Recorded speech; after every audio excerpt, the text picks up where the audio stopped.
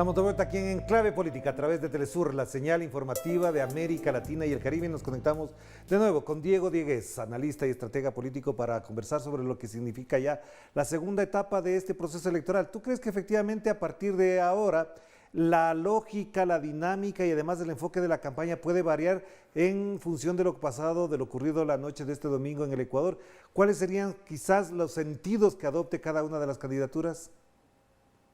Sí, todo el debate lo que realiza, lo que provoca puertas para adentro de una campaña es medir el rebote que tuvieron ciertas cuestiones, ciertos temas en el ánimo de la ciudadanía que estuvo atenta, en el ánimo de los medios.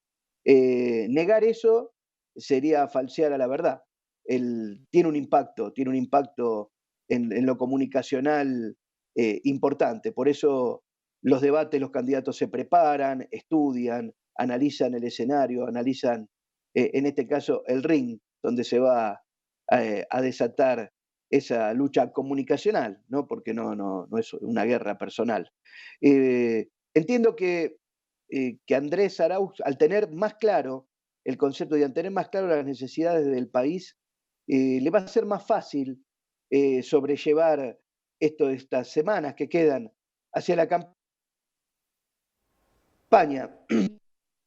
Arauz es la escucha activa durante toda la primera vuelta, la escucha activa de las necesidades de la población. A diferencia del candidato Lasso, que solamente en esta segunda etapa va a desatar una artillería de marketing político, de ataques. Vamos a tener que estar preparados para ver eso contra una actividad que va a desarrollar Arauz meramente propositiva, meramente ejemplificadora de las cuestiones que se vienen por delante y cómo él las va a llevar adelante. Vamos a tener una campaña propositiva versus una guerra mediática. A propósito de esto, Diego, me parece muy importante lo que acabas de mencionar porque tiene que ver con algo que ocurrió antes, durante y después del debate político. Y parecería que algunos estrategas evitan la conversación pública, la conversación social con la gente, digamos, el contacto directo, porque parecería, digo, que hay una inclinación a medir, a calibrar incluso las estrategias por lo que pasa en TikTok, lo que pasa en Twitter o lo que pasa en Facebook. ¿Hasta dónde esta distorsión puede afectar, digamos, el pronunciamiento mismo de los candidatos y de la relación con el electorado? Es muy bueno lo que señalás, Orlando, porque el mundo no pasa por las redes sociales. La Big Data nos puede dar información verdaderamente útil acerca de las necesidades de la población o sus aspiraciones o su rechazo. Pero de ahí a pensar de que todo se mueve a través de hashtag, estaría muy equivocado el candidato que lo piense así. Y entiendo que cuando un candidato, que en el caso de Guillermo Lasso, sustenta su candidatura en base a las redes sociales, a generar conceptos que son falsos. Fíjate que durante todo el debate él fue generando promesas vanas, promesas que él sabe que no va a poder cumplir, acuerdos con gobiernos de todo el mundo para que traigan inversiones. Mirá, lo escuchaba ayer a Lasso y lo escuchaba a Macri prometiendo inversiones que nunca llegaron cuando él fue gobierno, que nunca llegaron. ¿Sabes por qué? Porque hay algo que no se traduce en las redes sociales y que eso sí surge de escuchar a las personas, más allá del rechazo notorio. La gente tiene, que gran parte de la población o una parte de la población tiene sobre la política, generada mismo por estos tanques neoliberales de destrucción, de debilitamiento social e institucional. Existe también lo que se llama la seguridad jurídica. Y yo le diría al candidato Lasso que no va a venir una sola inversión extranjera y va a ser vana la Alianza del Pacífico, porque ninguno de esos países invierte, Orlando, en un país donde no hay inseguridad jurídica. Y la inseguridad jurídica es la que ellos mismos crearon, con un poder judicial adicto, con un sistema desmembrado, un Ministerio de Salud desmembrado, un Ministerio de Educación desmembrado. Y vos sabés que hay barómetros internacionales con respecto a la seguridad jurídica de un país. Y no solamente hay que serlo, sino parecerlo. Difícil tarea tendrá Andrés Arauz ganando la presidencia para restablecer el orden democrático y restablecer, ¿sabes qué? El tejido social, que va mucho más allá de las redes sociales. Claro. A la mayor parte de la población ecuatoriana no le interesa el debate. Claro, pero entonces ahí No le interesa te el hago debate. la otra pregunta, Diego, porque en estas circunstancias, como están dadas las cosas, obviamente la condición de Andrés Arauz es ahora prácticamente el hacerse conocer como el candidato y el candidato presidencial con grandes opciones de ganar la presidencia. Es decir, este momento, te pregunto, ¿es el momento de Andrés Arauz? ¿Es él el que se juega el todo por el todo? ¿Ya no cuenta en este momento Rafael Correa? Sí, yo pienso que es Andrés Arauz, pero si hay algo que quedó claro en estos últimos días es que Rafael Correa nunca estuvo ausente, ni nunca estuvo alejado. Parecía una ridiculez, ¿no? Obligaron a que Rafael Correa no aparezca en, en- en la publicidad de campaña, que no aparezca en bandera, que no aparezca públicamente, y cuando no aparece es porque se está escondiendo y está peleado con Andrés Arauz. Me parece que claramente es el momento de Andrés. Andrés nunca niega ese padrinazgo político, pero más que padrinazgo político, es la elección que ha hecho Rafael Correa de su candidato, de la persona que él considera idónea, que es Andrés, y él lo ha marcado.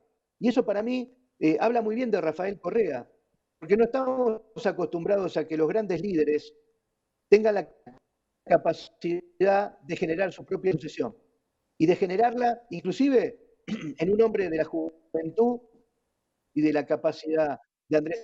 La prueba exacta de que es Andrés el que viene ahora es la batería de ataques que fue el debate de ayer por parte de Lazo. Entiendo que es el momento de Andrés y de Carlos Rabascal.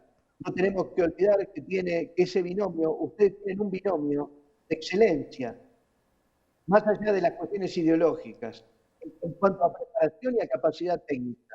Y Carlos Rabascal es un vicepresidente, rara avis en los binomios que ocurren en Latinoamérica, donde muchas veces el vicepresidente tiene un rol muy pasivo y verdaderamente le aporta mucho al primero. Digo, el segundo le aporta al primero y el primero le aporta al segundo.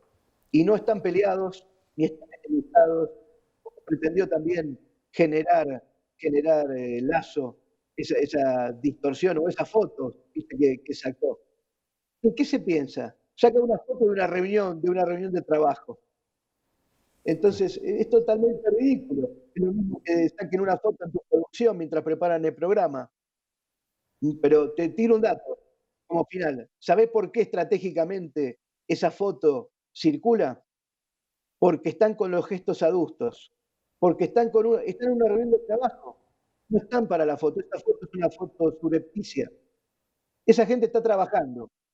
Entonces, ¿sabés qué? El estratega dijo, es una foto ideal porque tienen cara de preocupado, de estar confabulando.